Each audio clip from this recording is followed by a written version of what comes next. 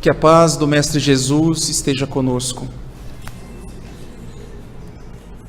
É com grande satisfação e eu me sinto lisonjeado, agradecido pela direção da casa, por poder, no dia 5 de agosto, que a minha palestra precederá os festejos no plano físico dos 21 anos do Grupo Espírita de Petrolina.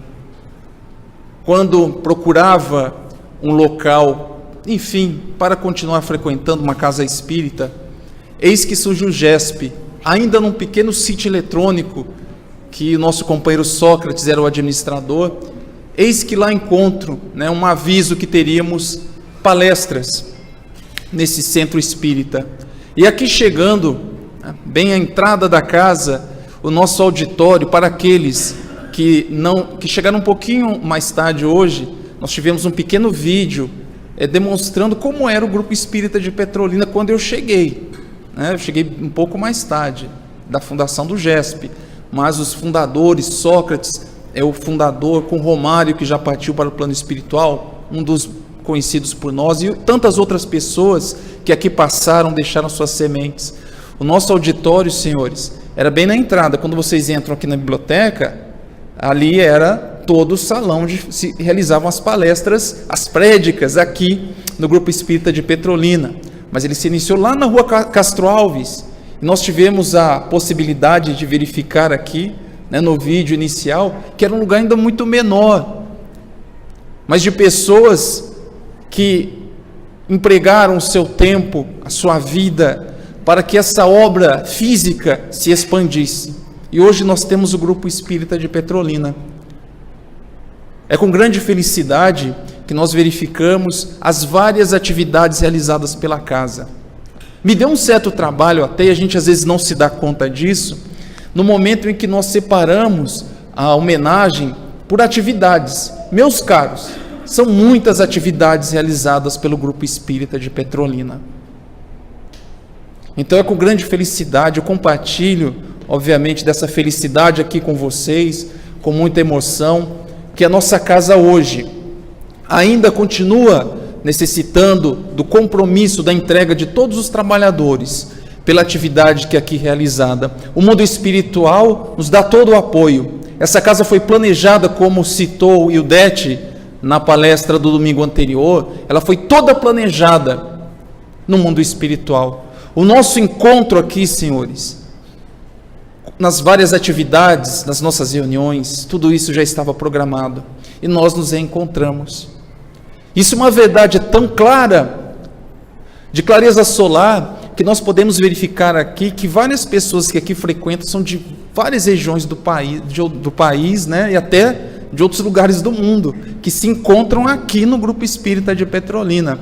Há alguma coincidência nisso? Obviamente que não. Então, que esse trabalho prospere por muitos e muitos anos. Muitos irão, outros chegarão, mas a tarefa do Mestre Jesus, que aqui é realizada, ela continuará. E a prova de que há a bondade infinita de Deus para conosco, do Mestre Jesus dirigindo os nossos trabalhos, eu trago aos senhores um tema chamado A Severidade da Lei. Um tema que de início pode parecer assim, nossa, mas bem no dia do aniversário do GESP, vamos tratar do tema A Severidade da Lei? Sim, as leis divinas, elas são severas no sentido de serem austeras, justas, inderrogáveis. Alguém aqui pode imaginar que pode revogar a lei da gravidade? A lei da gravitação universal? Essa lei é severa, austera e justa na medida em que ela promove a harmonia do universo, a harmonia em nossas vidas e nossas relações, a harmonia no nosso crescimento espiritual. Se me colocar aqui em frente, e disser, eu vou desafiar a lei da gravidade, e tento desafiar a lei da gravidade, provavelmente irei cair, irei me machucar. Por isso que eu não faço isso, é óbvio, porque eu sei da austeridade de uma lei natural, que é a lei da gravidade. Pois bem, diante das leis que a doutrina espírita nos traz agora, as leis naturais, as leis divinas, onde a doutrina espírita elenca a lei da adoração, trabalho, da lei da conservação, da destruição, do amor, justiça e caridade, da liberdade, progresso, enfim, demonstrando de maneira clara que essas leis não podem ser violadas, senão haverá uma perturbação muito grande das nossas convivências, no nosso desenvolvimento. Não tentar contra a vida do próximo, porque nós estaremos criando um desequilíbrio muito grande, trazendo sofrimento, dores, trazendo para nós dívidas, pesares, dores, mágoas e remorso. E aí está o desequilíbrio. O mal, na verdade, é quando nós nos afastamos das leis de Deus, esquecendo que essas leis existem para que nós possamos nos desenvolver em equilíbrio, com paz de consciência e distribuindo amor. O caso que trarei essa noite é um caso emblemático, onde a lei assim se coloca para corrigir desequilíbrios cometidos no passado. Esse caso, pessoal, está numa obra, como vocês já puderam ver aqui, no livro, na obra Dramas da Obsessão. Eu tratei de um capítulo, de um caso específico, e aí me pediram um segundo. Eu falei, olha, não é uma continuação, é um outro caso, mas envolve também o drama que abala a humanidade.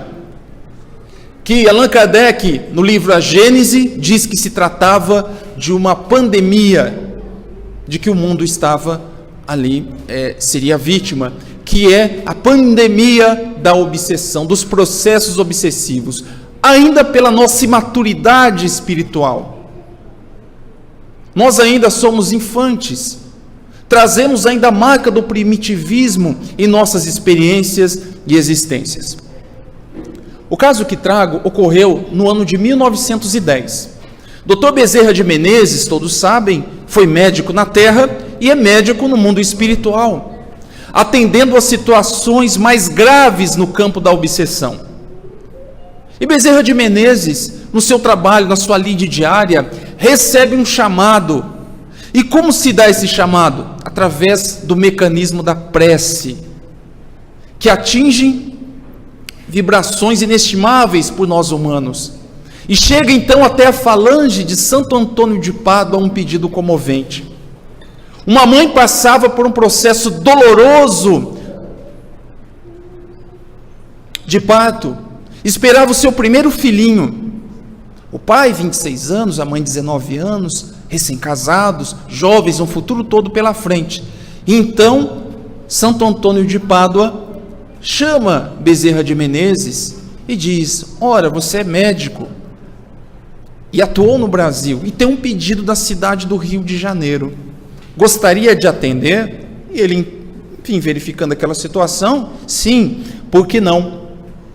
Então o doutor Bezerra de Menezes se desloca, lá no ano de 1910, para essa casa humilde, uma casa não relativamente humilde, mas uma casa de classe média, e lá verifica essa situação de sofrimento.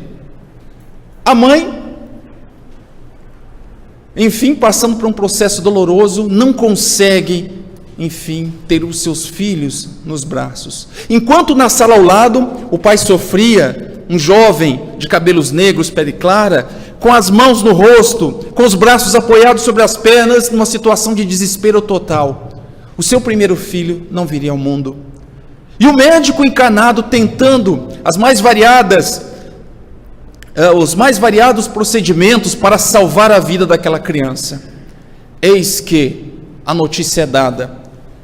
Houve a necessidade de provocar uma ação no feto, esmagando então o seu corpo físico, trepanando aquela criança para salvar a vida da mãe. Só que dentro desse processo, Dr. Bezerra de Menezes verifica que ao lado daquela mãe tinha uma entidade de corpo perispiritual enegrecido, escuro, não brilhante, que revelava ali uma entidade sofredora, que a cada momento em que o médico provocava dilacerações no corpo daquele pequeno feto, ele também sentia as dores, porque estava ligado àquele feto que nasceria. Enfim, aquela criança que se projetava para o mundo físico não sobrevive, e o médico então retira aquela criança, já com o corpo todo cortado, mutilado, para tentar salvar a vida da mãe. Só que essa operação, de tão grave, de tão difícil, deixa sequelas naquela jovem moça de 19 anos, que estava casada apenas há 11 meses. Ela fica paraplégica, não consegue mais retomar os comandos das suas pernas, então fica com uma sequela gravíssima. Perdeu o filho, perdeu os movimentos da perna e também, logo mais, perderia o seu companheiro, que abandona então a sua casa. Esse é o drama que se coloca. E Dr. Bezerra de Menezes se pergunta: por que será que essa senhora, essa jovem senhora, esse jovem casal passa por uma dificuldade tão grande, tão atroz? E quem seria aquela entidade que se prostrava ao lado daquela jovem senhora? Seria um devedor? Seria um credor cruel daquela jovem senhora? Ou seria um espírito envolvido numa trama muito mais profunda e delicada? Por que será que aquela maternidade foi negada àquela senhora? E a notícia mais grave ainda se colocava: ela jamais poderia ter outra criança, porque os seus órgãos reprodutores ficaram comprometidos. Que situação grave! Em quantos momentos de nossas vidas nós não verificamos casos semelhantes? Onde estaria a causa desse sofrimento, dessa dor? Onde estaria a justiça divina? Onde estará Deus que permite uma senhora, uma jovem senhora, um jovem casal passar por uma situação tão grave e tão delicada? Estaria o nosso Pai amoroso sendo injusto? Ou estaria o nosso Pai maior nos oferecendo a oportunidade da lição, da recuperação, da nossa reforma interior? Vamos voltar um pouquinho no tempo. Nós vamos agora voltar ao Brasil colônia, numa cidade chamada Vila Rica, em Minas Gerais. Essa cidade nos leva a um fato muito importante na história do Brasil. Vila Rica, Minas Gerais. Nós tivemos ali, nessa cidade, no século XVIII, um fato interessante, que foi uma insurgência chamada Conjuração Mineira, ou para alguns Inconfidência Mineira. Nós vivíamos ainda no século XVIII, o Brasil, um país escravagista. E Dr. Bezerra de Menezes aproveita nessa obra para trazer uma pequena nota sobre a escravidão no Brasil.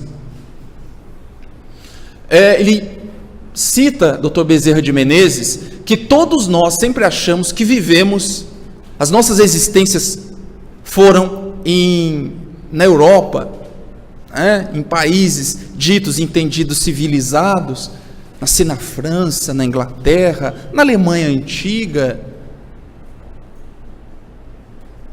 Mas ele diz uma coisa muito preocupante, que grande parte de nós não somos daquelas civilizações de franceses, ingleses, de romenos, que reencarnaram no Brasil para esquecer os seus débitos passados, para que pudessem recuperar-se através da entrega e do auxílio, então, à nação jovem brasileira. Grande parte de nós somos espíritos que nos envolvemos em situações dolorosas no Brasil colônia, no Brasil escravagista. Grande parte dos nossos débitos estão ligados ainda ao período anterior à Lei Áurea. Isso é preocupante.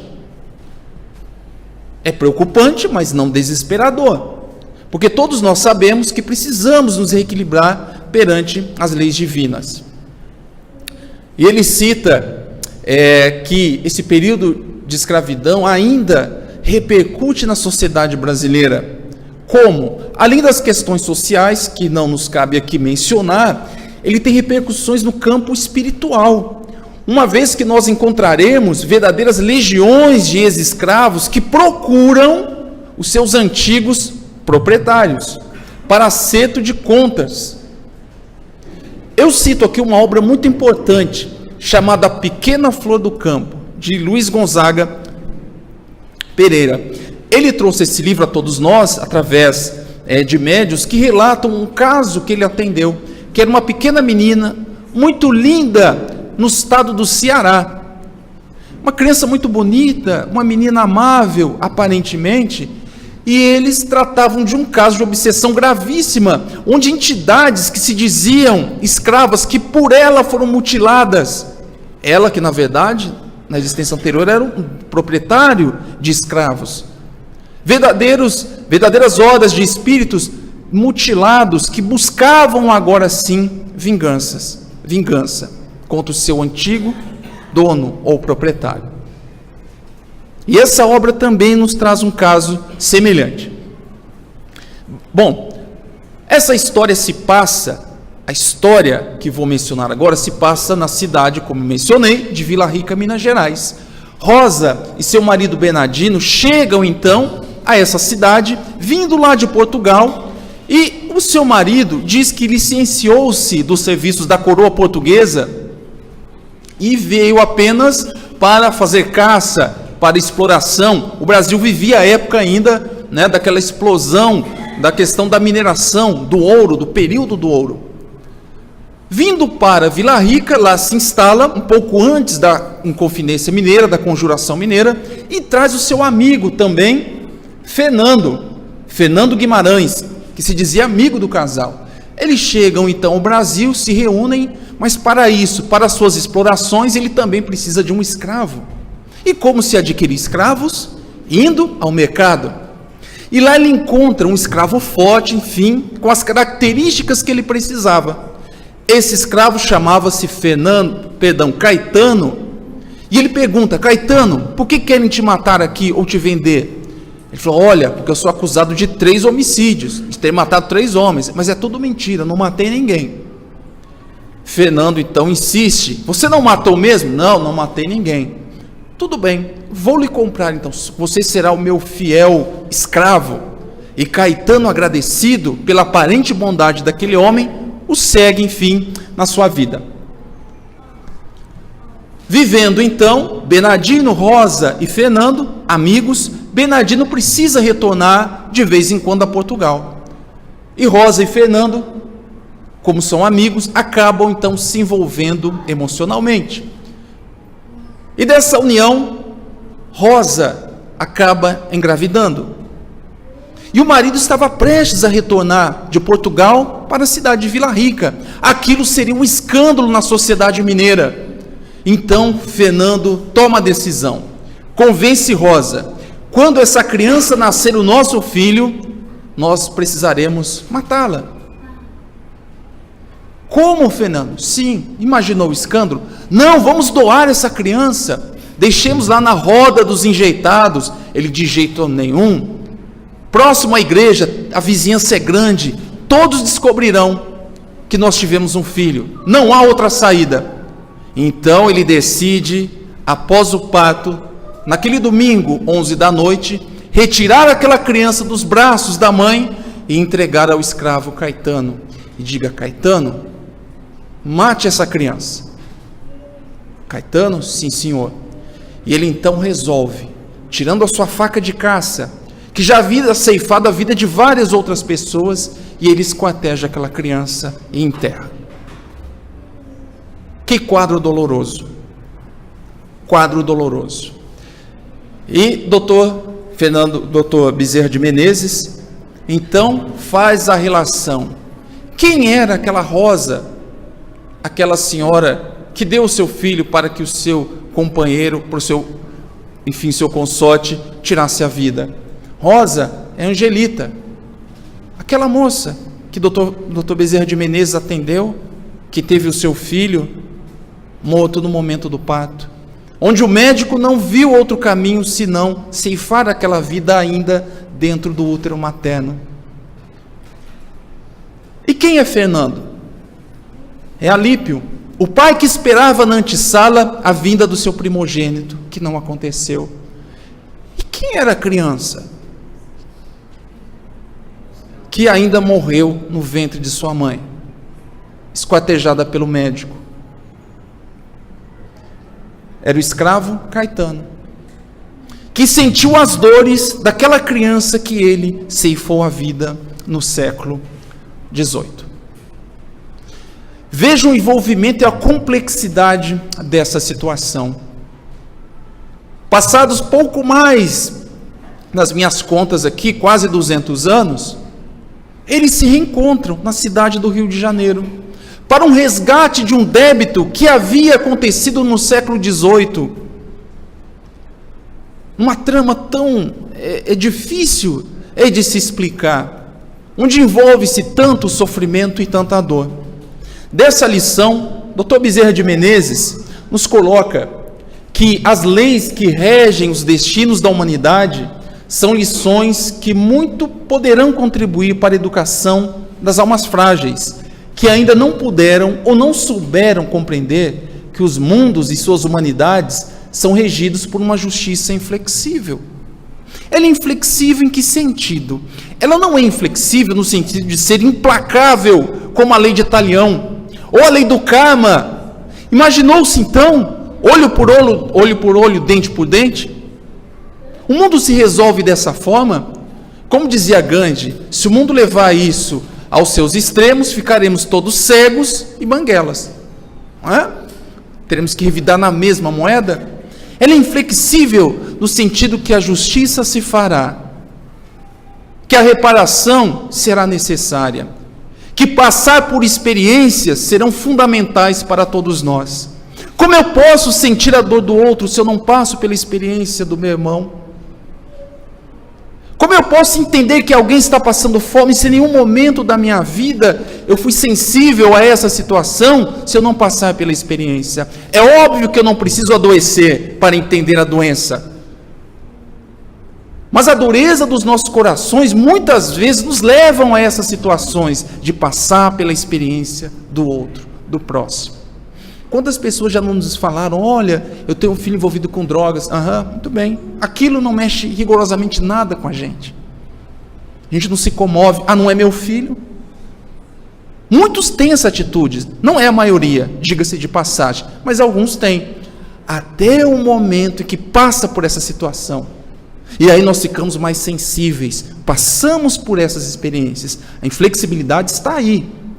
E ele prossegue afirmando, ainda nessa obra, Dramas da Obsessão, justiça inflexível, que a bem do próprio delinquente, dele exigirá atos condizentes com a harmonia da criação, jamais sancionando desvios das rotas traçadas pela legislação suprema. É um bem que essas leis nos fazem, é um bem que Deus quer aos seus filhos, a correção. Quantos pais não têm que tomar medidas inflexíveis para que os filhos não sofram, não se desviem, que não encaminhem-se para a delinquência? Se o seu filho disser, papai, hoje eu não escovarei os dentes, você dirá o quê? Escovará. Ou você vai dizer, não filho, tá bom, hoje não. Papai, amanhã também não irei escovar. Não, sem problema nenhum, não é Lara. Pode se permitir isso? Aí nós seremos inflexíveis. Mas porque somos ruins? Porque queremos o seu bem, para que não fique com os dentes, com cáries, com problemas graves de saúde, que uma má asepsia bucal pode acarretar. No mesmo sentido, desse pequeno exemplo que eu dei para um exemplo maior de nossas vidas. E nós passaremos como por esse processo de regeneração? Através das nossas existências. Kardec pergunta aos espíritos, como a alma realiza essa nova existência então?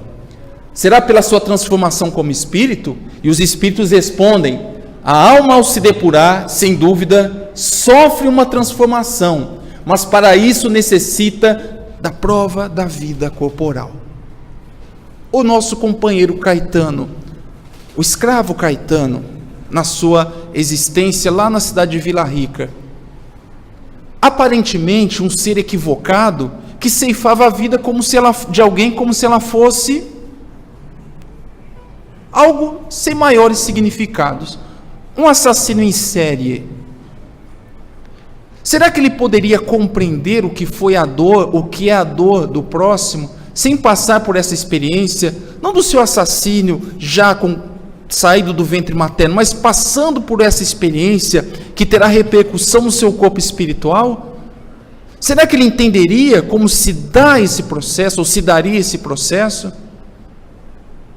Ou ele necessitaria viver e depois encontrar um algoz que retiraria a sua vida? Então, por essa pequena transformação que Caetano passou, vendo ali o seu corpo sendo despedaçado, tendo repercussão no mundo espiritual, ele já não estaria passando por uma experiência renovadora? E ali ele estava. E Dr. Bezerra de Menezes o chama para acolhê-lo, e ele recusa o acolhimento. Ainda um espírito endurecido pelas provas que teve até o momento. E Kardec pergunta, mas para que então a reencarnação? É questão 67 do livro dos Espíritos. Ele diz, é expiação, melhoramento progressivo da humanidade. Sem isso, onde estaria a justiça? Nós vivemos num mundo de provas e expiações, de gêneros expiatório, um caráter mais marcante, porque vejam, as provas não necessariamente revelam uma dívida anterior, um resgate. As expiações, sim, são equívocos que nós cometemos no passado, que nós precisamos reparar dentro de um processo. Querem ver um pequeno exemplo? Agora um momento, um pouquinho mais de humor, né, gente? Vamos lá. Eu retirei essa tirinha aqui, ó, tá? Aqui, ó, a gente tem um antes e depois, o passado e o presente, que revela as nossas existências. E aí nós temos aqui, ó, esse aqui é um senhor, todos estão conseguindo ver? Está visível, pessoal? Olha lá. No passado, quero mais comida, aumentem as taxas dos impostos. Um opressor, um tirano opressor, no exemplo aqui, tá? Apenas humor. Presente, quero comer, mas as minhas taxas de colesterol estão altas. Tá? Então essa é uma tirinha, né, para revelar essa lei de causa e efeito. Ok, pessoal? Então, né, nosso hemograma, né, é muito satisfatório. Ele indica um caminho a ser corrigido aí, não é mesmo? Nem todos nós somos governantes, é bem verdade, mas muito provavelmente nós, na atual existência, se nós temos esse problema, né? Aí, pessoal, muito provavelmente a gente exagerou no campo da alimentação, não é? Isso é lei de causa e efeito, não é mesmo? Não é? Agora tem um detalhe, o povo brasileiro realmente está comprometido, né? Porque além de não poder comer, tem que pagar os impostos que a gente mandou aumentar no passado, não é? Então tem uma dupla questão aí, mas de justiça, ok? Então, pessoal, assim nós teremos essa lei divina que é inflexível, mas amorosa. Se fosse uma lei ação e reação, nós teríamos que pagar na mesma moeda, seria a lei do talhão, mas é uma lei de causa e efeito. Qual é a causa do meu sofrimento? Porque o efeito hoje eu sinto. É minha inibição no campo afetivo, é minha inibição no campo orgânico, problemas mentais, doenças graves. Mas qual é a causa disso? É que a lei de causa e efeito nos responde, que a doutrina espírita, de maneira muito clara, nos coloca. E essa obra, pessoal, nos traz também uma lição preciosa, que é a maternidade, que são os laços de família. Nós estamos vivendo um período, pessoal, turbulento no nosso Brasil. O Supremo Tribunal Federal abriu uma audiência pública porque irá julgar um caso para julgar a constitucionalidade ou não do chamado aborto. A doutrina espírita tem uma posição a respeito do aborto que todos já devem conhecer. É possível o aborto em casos excepcionais, a regra é que não haja aborto.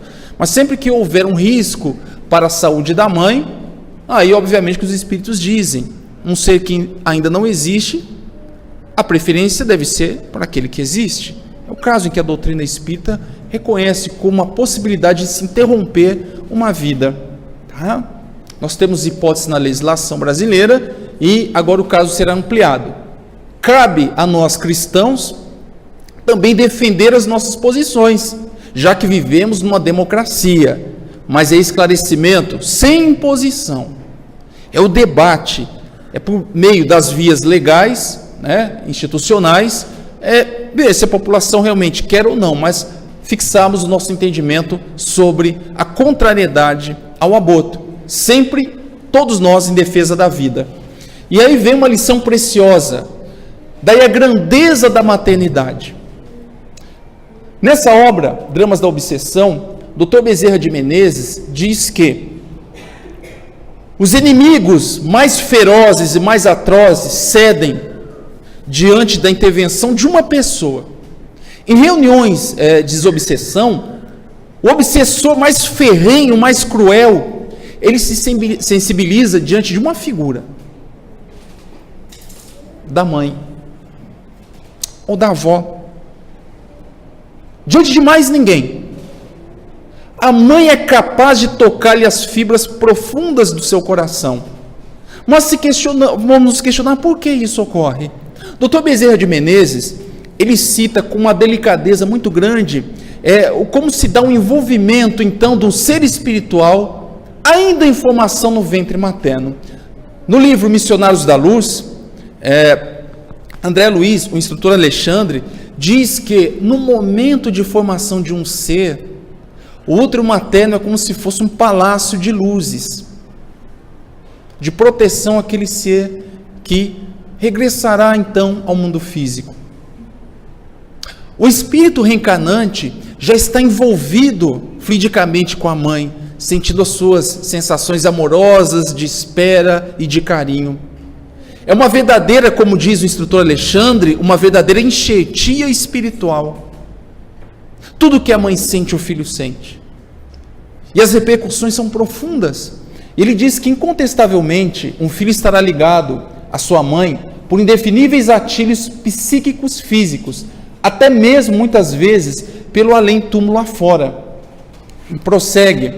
As intensas vibrações mentais irradiadas pela mulher, que será mãe, em favor do entezinho que já palpita em seu seio fecundado, criam em torno da gestante uma atmosfera mental radiosa que atrai, que cativa, que apaixona o espírito do nascituro. E conclui: se a mulher irradia agora aversão à maternidade, o espírito que reencarnaria por meio dela torna-se frequentemente perigoso inimigo, que a perseguirá em além-túmulo mais tarde, e possivelmente em posterior existência, podendo mesmo obsidiá-la sob as mais variadas formas possíveis. Aí o alerta que se faz sobre o cuidado que se deve ter com a maternidade. Mas por que cito isso agora, pessoal? Nós vamos ver aqui, nessa obra, que Caetano não tinha uma ligação direta com Rosa, lembram disso? Rosa tinha um romance com Fernando e Caetano era escravo. Mas notem, os três estão envolvidos numa trama que culminou por ceifar uma vida inocente. Todas as vidas são inocentes, né? A vida é daquela criança que viria mais além, mas eles se reúnem ali. Como, então, dois homens podem ter uma relação amorosa com uma mulher? Um amor no sentido etéreo, de afinidades e de sentimentos. Fernando reencarna, encontra Rosa novamente, agora sob outra roupagem física, Alípio e Angelita, e receberão aquele terceiro envolvido, Caetano. E receberá como? Como filho. Mas Caetano não vinga, pelas situações que mencionei no início. Mas será que os dois já foram envolvidos psiquicamente, naquele período de 9 meses de gestação, de amor, de perdão, de renúncia? Eu sempre brinco, mas é uma brincadeira séria. Quando não tem jeito, dois inimigos não se perdoam, reencarnam como irmãos, como vizinhos, como primos, como marido e mulher, aí não tem jeito. Aí Deus diz o seguinte: agora vai ser mãe e filho. Pronto. Solução final. E aí não tem jeito. Os seres se ajustam. Porque a relação é tão íntima, ela é tão profunda, que ela se prolonga além do tempo. Se formos chamados laços de família, os laços espirituais, isso se dará incessantemente. Isso jamais será interrompido ou cortado. Aquelas vibrações ficarão na constituição do ser. Veja, alguém que é gerado no útero materno, que recebem todos os elementos necessários para a formação daquele corpo físico, muitos advindo, grande parte, da mulher, da mãe, respiram, formam uma unicamente, uma atmosfera de vibração durante a gestação, depois a amamentação, o convívio diário, o cuidado. É uma dose cavalar de amor, que permanecerá por muito tempo. Essa obra também nos traz uma lição preciosa, que é da lei de causa e efeito. A lei de causa e efeito, ela nos coloca com a necessidade de nos equilibrarmos perante a lei. A nossa reencarnação é planejada. As nossas provas, elas existirão porque há necessidade da nossa evolução espiritual. Mas diante de todo o planejamento feito, nós podemos tomar uma decisão errada e não levarmos adiante as nossas provas? Podemos ou não? Podemos, porque nós temos o livre-arbítrio. Podemos construir ou destruir o nosso destino, ou nos comprometemos ainda mais. Essa obra traz essa figura, essa imagem com mais firmeza, com maior clareza. Alípio reencarna, encontra Rosa na figura de Angelita, se casam. E o que ele faz na primeira dificuldade? Agora Angelita paraplégica, o que ele faz? Se afasta do lar. A expiação dele está muito clara, não está? É junto com Angelita sublimar o amor dos dois, porque não viveriam mais como homem e mulher. Ela ficou com problemas gravíssimos de saúde, e ele teria ali que sublimar aquele amor. Ele continua? Ou ele pode desistir e tentar encontrar outro caminho? Foi o que ele fez. Foi o que ele fez, porque nós temos o livre-arbítrio.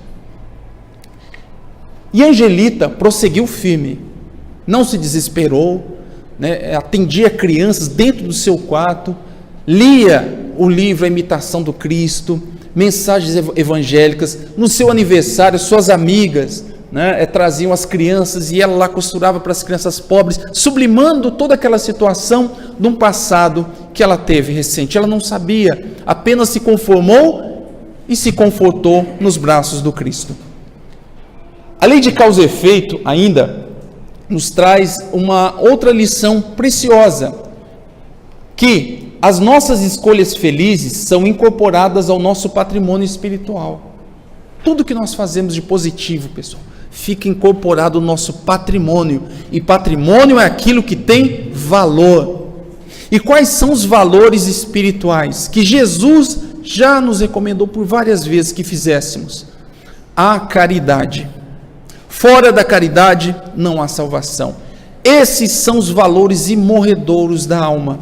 E a caridade pode se dar das mais variadas formas. Não é algo, olha como é difícil fazer caridade. Não é. Difícil não é. Mas para a gente muitas vezes é perturbador. Que nos retira daquela chamada zona de conforto, ou zona estacionária, que não nos faz crescer. Como posso ser caridoso? Falando menos mal da vida alheia. Olha, eu não estou falando parar de falar mal da vida alheia, gente. É começar a falar menos. Está praticando a caridade.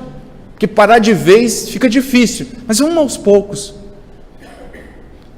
Perdoar as ofensas que nos são dirigidas, todas? Não, mas comecemos. Me chamou outra coisa? Não vou revidar. Não vou responder. Não vou retrucar. Já é o início da nossa evolução, da prática da caridade.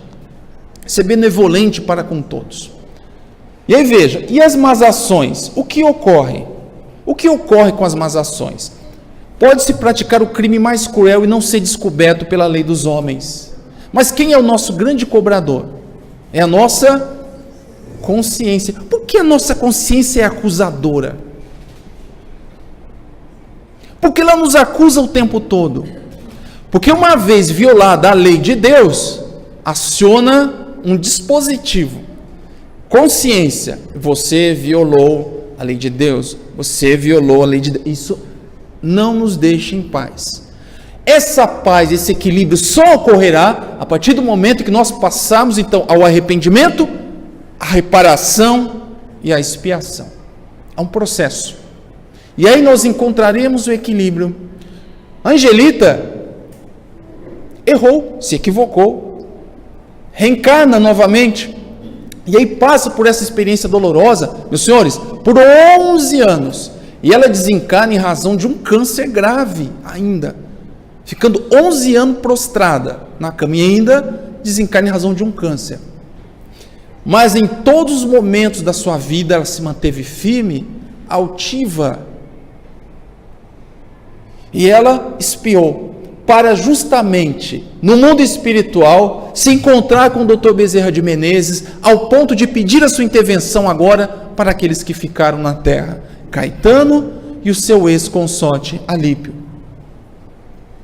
Por isso a necessidade de se entender isso, do equilíbrio, que muitas vezes do sofrimento temporário, nós extraímos uma lição muito valorosa. Quem de nós não se sentiu mais fortalecido após passar por dificuldades?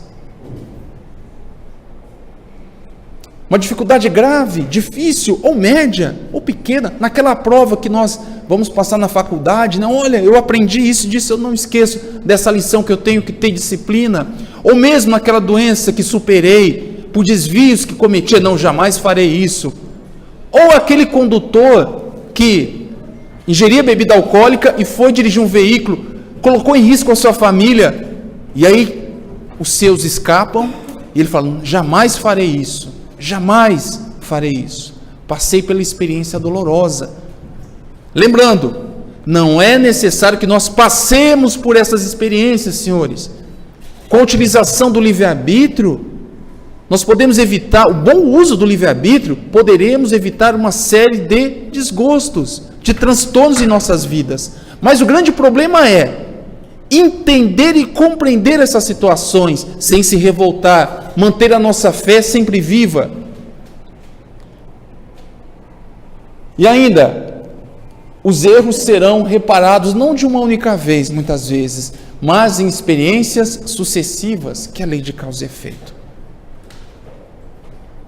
A reencarnação nos mostra isso, que passaremos por várias existências, reparando os erros do passado. Só que por vezes, nas nossas existências, nós acabamos por angariar algumas outras dívidas, pelo uso incorreto do livre-arbítrio. Mas nós passaremos por essa existência sim. E no final, pessoal, da lei de causa e efeito, uma questão interessante é a questão do indivíduo no planejamento reencarnatório. Aqui é uma pequena caricatura, né? Aqui é o Ministério da Reencarnação, e aqui nós temos os corpos físicos, né? E aí tem lá, ó. Nascemos muitas vezes com limitações. Por que isso ocorre? As limitações as mais variadas, viu, pessoal? As mais variadas. Brincava eu, brincadeira séria, repito, na análise do livro Missionários da Luz, que no Ministério do Planejamento, muitos espíritos pediam para reencarnar em corpos com pouca beleza física, ou em situações sociais adversas, financeiramente, economicamente, para que pudessem ser espíritos completistas, ou seja, espíritos que cumpririam todo o planejamento reencarnatório. Agora vejam, senhores, aqui também uma brincadeira, mas para reflexão, nunca se fez tanta plástica no mundo. Não é mesmo? Intervenções sérias. Eu não estou falando aqui de tirar o cravo, a espinha, pintar o cabelo, não é isso. Intervenções graves. O Brasil é o segundo país no mundo, salvo engano, em procedimentos de cirurgias plásticas. Primeiro, salvo engano, os Estados Unidos, né? Pois Brasil, enfim. Será que nós não estamos atentando contra o planejamento reencarnatório? Lembrando, os cuidados são necessários, nós precisamos cuidar do corpo físico, porque é o nosso instrumento evolutivo, mas não podemos inverter a ordem das coisas, porque por vezes a beleza física, ela pode trazer algumas ciladas, ou mesmo o magnetismo pessoal da mesma maneira. Quantos líderes mundiais que tem uma energia pessoal grande, que é capaz de hipnotizar multidões, não se perderam. Vocês devem conhecer alguns ao longo da história da humanidade. Tudo isso está no planejamento reencarnatório, pessoal, é bem pensado. Então, se nós nascemos numa roupagem física, é aquela adequada para a nossa viagem, para as nossas experiências no mundo físico. Tá? É apenas uma reflexão, tá bom? E aí as fases do resgate, pessoal, é preciso, então, o arrependimento pelo mal cometido, expiar, resgatar o mal praticado, através das experiências da vida, que a vida nos coloca, que o planejamento reencarnatório no mundo espiritual nos oferece, e reparar o dano que nós causamos a alguém. Arrepender-se, expiar e reparar o mal. Vejam, estou falando algo surreal, doutrina espírita com algo surreal? Não, vejam, quando nós tratamos da justiça mais imperfeita, que é a justiça dos homens, o procedimento é o mesmo. Se você disser assim ao juiz, estou arrependido porque cometi um crime, sua pena vai diminuir? Vai diminuir. O juiz fala, olha, confessou, inclusive, tem lá, não tem? Os alunos aí que estudam direito, enfim, o juiz não diminui a pena, só que o juiz vai te absolver, ou você confessou, então você não precisa cumprir a pena. Não, o juiz fala, vou reduzir sua pena, mas você vai ter que cumprir a pena, não é isso? Uma pena menor, mas vai ter que cumprir. Veja, estou falando da justiça dos homens. E aí o juiz fala assim, muito bem, se causou mal à vítima, você vai ter que reparar, né, gente, de alguma forma. Você matou a família, vai ter uma indenização, enfim.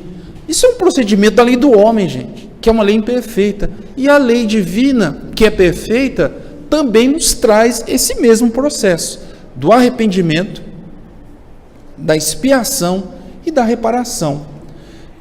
E a lei se cumpre. E aqui, pessoal, fechando a obra, não vou me adiantar muito, lembrando, os senhores, que eu comecei um pouquinho mais tarde hoje, mas a gente vai terminar um pouquinho mais tarde. Hoje é dia de festa, vamos nos permitir, não é? E aí vejam, e a lei se cumpre, a lei de Deus. Alípio abandona Angelina, como mencionei, e Caetano, vendo que o seu antigo patrão, que o fez cometer muitos delitos, abandonou aquela que seria sua mãe, porque ele se ligou a Angelita. E ele entendia que Alípio deveria respeitar então Angelina, e depois do seu desencarne deveria aí respeitar a sua memória.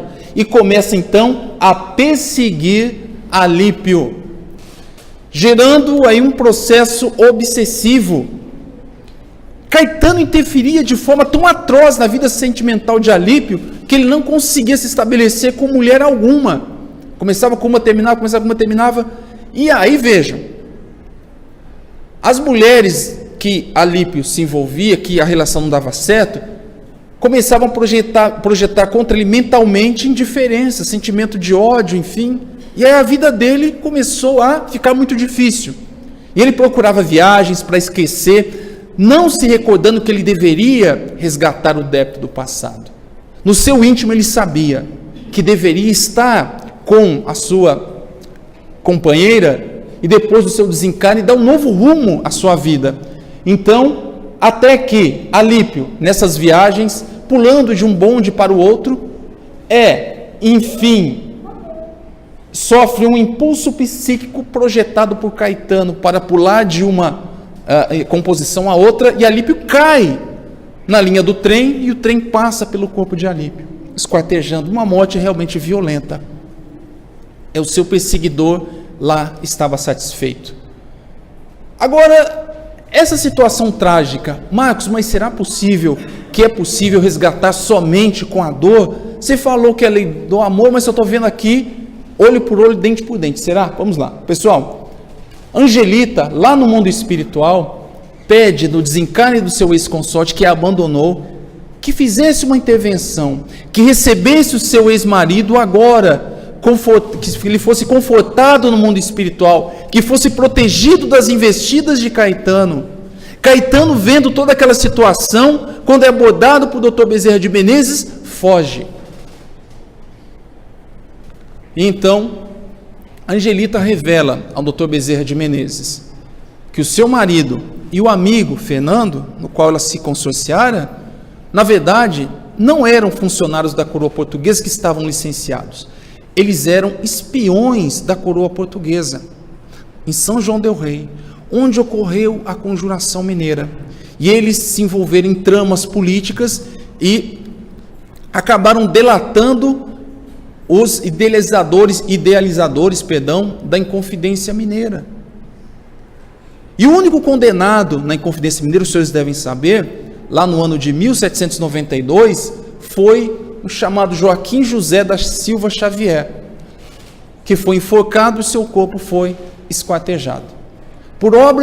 Pela contribuição de Fernando na reencarnação de 1910, que era o senhor Alípio.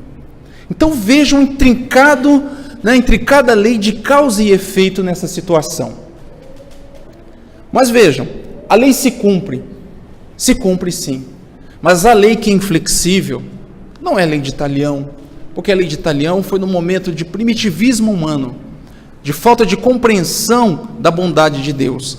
A lei que se cumpre sempre de maneira inflexível é a lei do amor, onde Paulo menciona que o amor tudo desculpa, o amor tudo crê, tudo espera e tudo suporta. E como se deu o cumprimento da lei do amor nesse caso? Angelita e Alípio, pela intervenção de Angelina, Alípio é acolhida no mundo espiritual. Caetano, diante de mais um crime, desaparece. Só que Angelita ora por Caetano, e Caetano é tocado nas fibras do seu coração. Por quê? Porque em algum momento ela foi a sua genitora, a sua mãe. E diante do pedido da intervenção divina, Deus permite que essas duas almas agora comprometidas, não mais Angelina, que já passou pelo seu processo de resgate, pelo seu processo expiatório, avançou. Mas Alípio e Caetano continuavam ligados pelo ódio. E como eles vão recuperar isso? E Dr. Bezerra de Menezes faz um alerta. Essas duas almas estão reencarnadas hoje. Estão reencarnados como? Eles estão reencarnados como irmãos. Presentemente reencarnado na Terra, entra em fase de reparações e reeducação para o expurgo da consciência enlutada, ao lado de Alípio, também já reencarnado, e do qual é o irmão mais novo. Os dois algozes, lá do ano de 1789, 1792, se reencontram em 1910 e presentemente estão reencarnados, convivendo como irmãos para a justa reparação. Então a lei do amor, ela é severa, ela é austera e ela se cumpre. E agora que nós possamos refletir, no âmbito familiar, a família encontra sérios abalos, relação pai e filho, entre irmãos. A doutrina espírita nos explica essas dificuldades que nós encontramos com aqueles que nos são próximos, os nossos irmãos, com os nossos pais. Um irmão que briga muito com o outro, tem diferenças assim difíceis, irão ter que conviver no âmbito, no recinto familiar, para se entenderem, para compreenderem, para resgatarem. Vejam, a expiação não necessariamente precisa ser com a dor. São para os espíritos ainda embrutecidos que precisam de um choque para acordar. Mas o chamado de Deus é mais suave. O chamado do Mestre Jesus é doce. Basta que nos perdoemos, que pratiquemos o amor do perdão, da benevolência, da indulgência. O amor em ação, que é a caridade. Perdoar o nosso irmão enquanto estamos a caminho com ele, senão entraremos numa prisão e não sairemos de lá até pagar o último ceitil. Hoje convivem como irmão. A moeda no mundo espiritual é a moeda do amor. Não se ajustaram como irmãos? Retornarão. Como? Quem sabe? Mãe e filho? Não é? Um laço de amor tão profundo que se projeta no tempo. E eu vou deixar uma mensagem de uma obra não espírita, deixando bem claro para vocês, que é uma obra citada dentro da obra Dramas da Obsessão, que é do livro Imitação de Cristo. E essa obra, eu extraí um trecho dessa obra, ela diz o seguinte: que com 2 asas se levanta o homem acima das coisas terrenas, a simplicidade e a pureza. A simplicidade procura a Deus e a pureza o abraça e flui. Sejamos simples de coração, que tenhamos a pureza em nossas vidas, a pureza que se dará através de processos, muitas vezes dolorosos, para que nós possamos compreender a grandeza e a bondade de Deus, para que possamos fruir a integralidade do seu amor. E com essas palavras, eu encerro a minha exposição da noite, lembrando que todos nós temos a possibilidade diária, várias oportunidades de desfrutarmos do amor de Deus. Através da nossa vinda à casa espírita, sentir as vibrações amorosas, onde a equipe espiritual que já está prostrada aqui há muito tempo nos esperando, com vibrações de carinho, de amor, para o remédio para as nossas almas. Os trabalhadores do plano físico que se dispõem, que estão aqui, que procuram se melhorar. Nós, frequentadores da casa, que sentimos a necessidade da renovação espiritual, sentir a profundidade do amor de Jesus, que possamos sair dessa casa, essa noite, renovados, diferentes, com os nossos corações cheios de alegria e de paz, que possamos ser a luz do mundo, nesse foco de luz chamado GESP, onde renovamos as nossas energias, a nossa fé. Que o Mestre Jesus nos ampare, que o Mestre Jesus abençoe o Grupo Espírita de Petrolina. Boa noite e muita paz a todos.